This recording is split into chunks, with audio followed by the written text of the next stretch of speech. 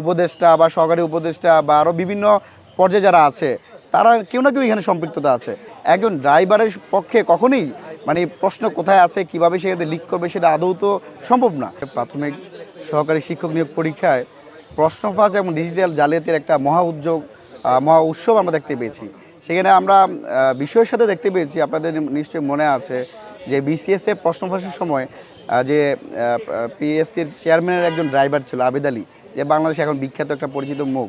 সে আবেদ আলী যেমন প্রশ্ন ফাঁসের সাথে জড়িত ছিল, একইভাবে আমরা দেখতে পেলাম যে গত 9 জানুয়ারি প্রাথমিক সহকারী শিক্ষক নিয়োগ পরীক্ষায়ও যারা প্রশ্ন ফাঁস চক্রের সাথে জড়িত, সেখানেও আশ্চর্যজনকভাবে বর্তমান অন্তর্বর্তীকালীন সরকারের প্রধান উপদেষ্টার বিশেষ সহকারী, যিনি ঐক্যমত্য কমিশনের দায়িত্বে ছিলেন, প্রফেসর আলী রিয়াজ, তার ড্রাইভারে সম্পৃক্ত।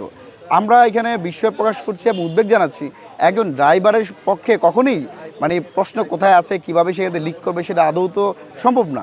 সেখানে ড্রাইভারের আড়ালে অন্য উচ্চ পর্যায়ে যারা আছে, আরও যারা উপদেষ্টা বা সহকারী উপদেষ্টা বা আরও বিভিন্ন পর্যায়ে যারা আছে, তারা কেউ না কেউ এখানে সম্পৃক্ততা আছে। কিন্তু বিভিন্ন কারণে, বিভিন্ন মার পেয়েছে, আইনের মার পেয়েছে বা পেশি যুক্তির কারণে বা প্রশাসনিক ক্ষমতা বলে তারা হয়তো বারবারই রেহাই পাচ্ছে।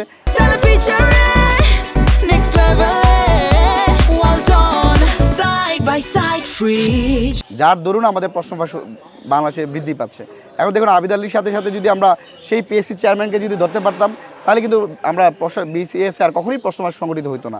একইভাবে আমরা বর্তমান সময়ে অন্তর্বর্তীকালীন সরকারের প্রতি আহ্বান জানাই, শুধু যে ড্রাইভার মাহবুবকে গ্রেপ্তার করলেই হবে না, ড্রাইভার মাহবুব যার মাধ্যমে প্রশ্নগুলো সাপ্লাই দিয়েছে, যেখান থেকে প্রশ্নটা এসেছে, সেখানে যদি কোনো প্রধান উপদেষ্টার কার্যালয়ের সংশ্লিষ্ট কেউ জড়িত থাকে তাদের নামগুলো প্রকাশ করা এবং তাদেরকেও একটা শাস্তির আওতা নিয়ে আসা। তাহলে আগামীতে কেউ যদি প্রশ্ন ফাঁস করতে চায়, তাহলে তারা আর সেই প্রশ্ন ফাঁস করতে দুঃসাহস দেখাবে না। কিন্তু যখন ড্রাইভাররা, হেল্পাররা, মানে যারা, তারাই যখন শাস্তির মুখোমুখি হয় এবং তাদেরকে তারাই বের করে নিয়ে আসে, যার দরুন 2011 সালে আবিদ আলী কিন্তু একবার গ্রেপ্তার হয়েছেন, পরবর্তীতে কিন্তু আবার সে মুক্ত হয়ে আবার সে প্রশ্ন ফাঁসের সাথে জড়িত হয়েছিলেন।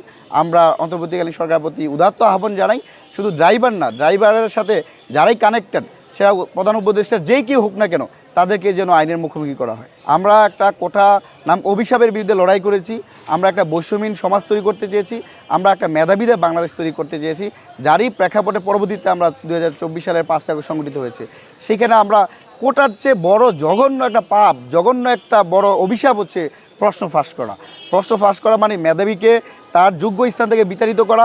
এখন দেখুন, বাংলাদেশের চাকরির বাজারে এমন একটা অস্থিরতা, যেখানে প্রাথমিক সহকারী শিক্ষক নিয়োগ পরীক্ষা মাত্র 13তম গ্রেড, সেখানে আবেদন করছে প্রায় 10 লাখ শিক্ষার্থী, যারা অধিকাংশই অনার্স মাস্টার্স কমপ্লিট পুরো শিক্ষার্থী।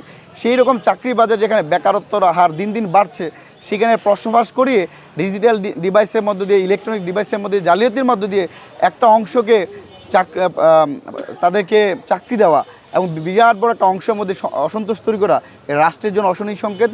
এবং আদতে যারা আমাদের প্রাথমিক পর্যায়ে, আমরা জানি যে আমাদের বেসমেন্টটা তৈরি হয় সেই প্রথম শ্রেণী, দ্বিতীয় শ্রেণী, তৃতীয় বা পঞ্চম শ্রেণী, এই সময় এই প্রশ্ন ফাঁসের মধ্য দিয়ে যারা শিক্ষক হবে, তার আদতে নৈতিক স্কুল তো আগেই তাদের সংগঠিত হয়েছে, তাদের বিবেক বলতে তো কিছু থাকবে না।